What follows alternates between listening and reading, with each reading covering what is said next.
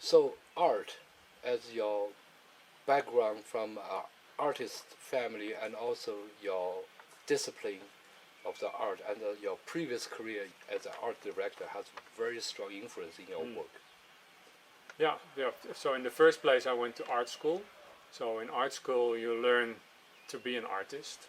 So you learn to uh, not think about any rules. You know, in art, there's zero rules. So that's what they taught me. Like, forget about all the rules. There are none, and you just create what comes from within, and you just create what you think is best. So that's how I was schooled, and so that has had an influence on my own photography. But also, in advertising I've worked with many photographers. Every time I created an advertising campaign, I had to find the perfect photographer to shoot for me to create the best look for the advertising. And so I've learned a lot from all those photographers also. So they have also influenced me in the way that I look at things and the kind of solutions that I find. And also I also had a bachelor in graphic design, and that's also very important in my work, because if I look at photographs, for me it's almost the same as graphic design, because photography is two-dimensional. It's flat, and you have to arrange all the elements in the frame in the perfect way so that it makes sense. And it's similar to graphic design, where you also have all these different elements and you put them all in the right hierarchy, in the right order. And I very much like that. So the arrangement of all the visual elements inside the frame to make it look most pleasing. So the compositional part I really enjoy.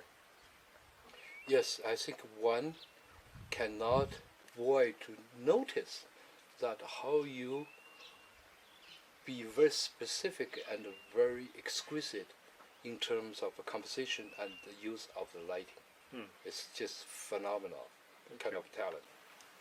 How often when you go out to photograph, for instance, if you start to photograph a new subject, how often do you pre-visualize or envision what the final work gonna be? Hmm. Or you just go with the flow to go there to see and then make a decision on Hmm. site? Or do you have something specific in the mind first? Yeah, so part of my character is that I'm a little bit of a control freak. So I like to control as many things as possible. And one of the reasons I guess is that as a wildlife photographer, you have very little to no control over your subject. You know, we can be there at the right time in the right place, but we're never sure if the animal's there, and when the animal's there, it might not do what we want. So that because we have so little control, I like to control all the things that I have control over. So that's one thing that I always try to work with, and the other is that I work a little bit slow, and I try to be more productive by already thinking about what I want to photograph. So I don't like just going somewhere and then just see what happens. I always try to think about, okay, what might happen and what do I want to happen. And I try to already in my head try to pre-visualize the images that I want to get.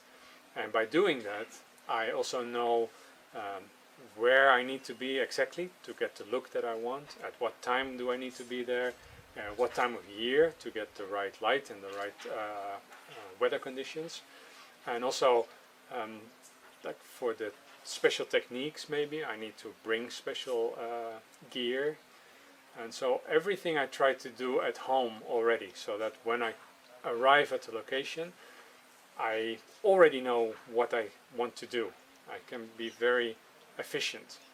And that's the way that I like to work the most. So a lot of my images are already in my head, and then I just work very hard trying to achieve that particular image.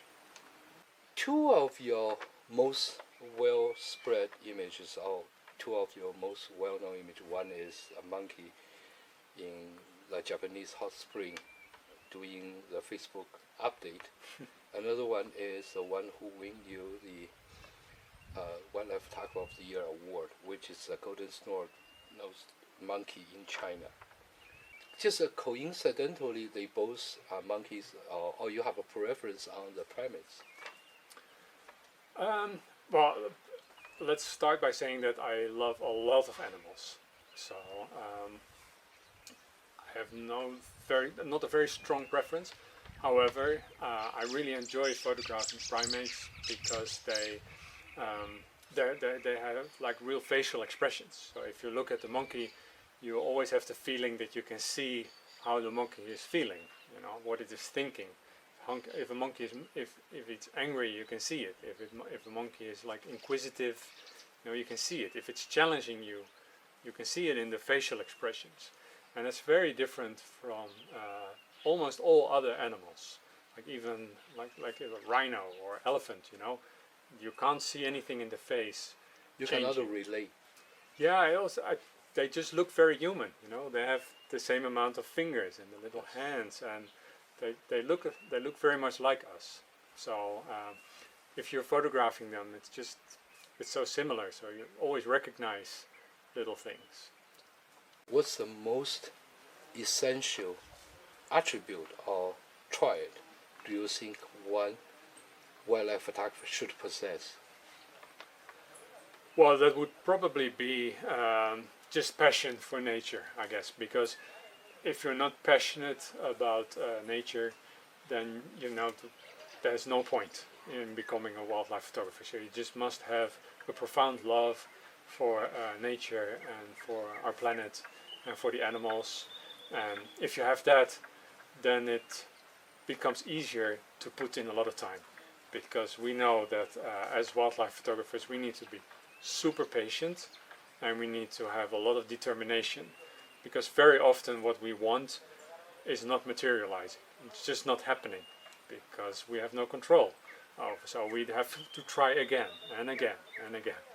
And that's another quality, I think, of wildlife photographers. They're just very determined, and they have, in combination with the patience, to always try again, always try to get as many things right as possible.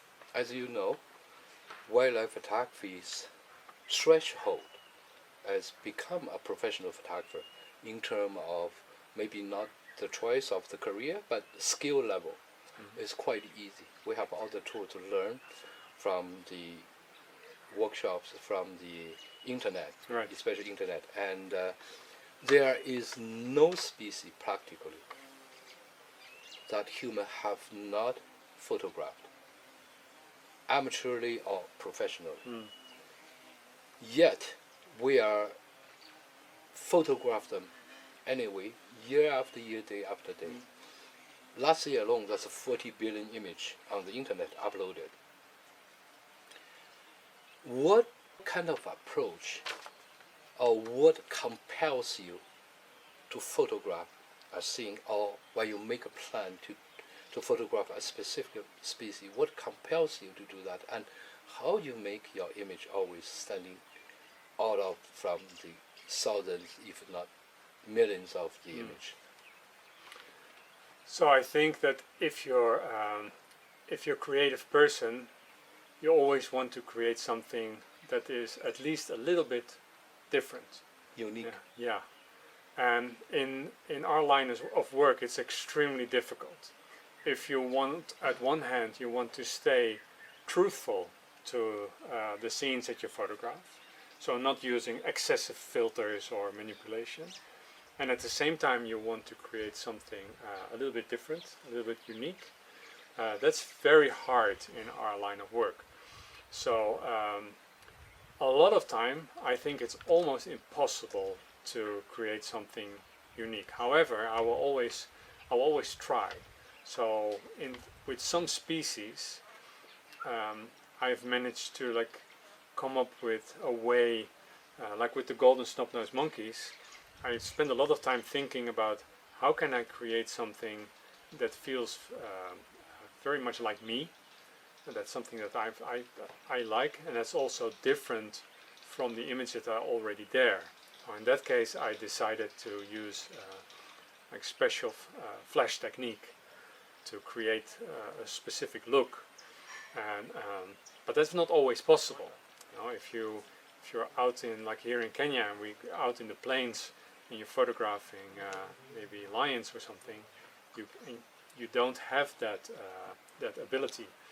So it depends. Some species I have more freedom, so I can put my own creative signature on it easily, and with some species I just have to hope that something different might happen.